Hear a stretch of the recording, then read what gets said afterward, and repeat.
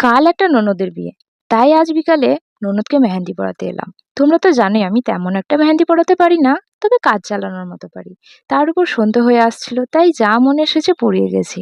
মেহেন্দি পরানো কমপ্লিট হলে সবাই মিলে কিছুক্ষণ গল্প করি। সবাই বলতে আমি, ননদ, বোন, মোহনা আর সব বাচ্চা পার্টি।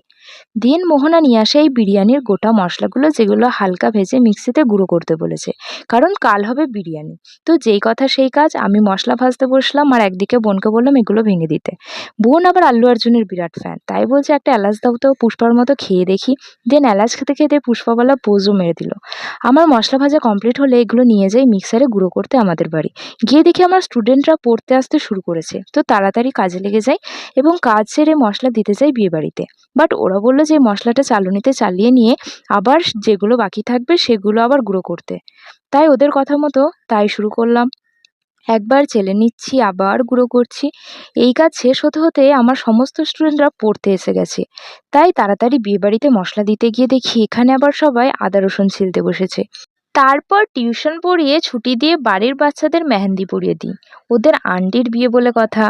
আমার সঙ্গে সঙ্গে মোহনা আর তানিও কাজে লেগেছে, যারা আর সুইটিকে মেহেন্দি পড়াচ্ছে।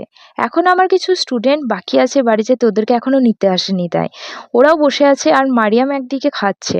মেহেন্দি পড়তে পড়তে সুইটি শুয়ে পড়েছে। হঠাৎই আমি লক্ষ্য করি আজকে পিঙ্ক ডে, কারণ এরা সবাই আজকে পিঙ্ক পরেছে, দেখো শুধু আমিই রেড।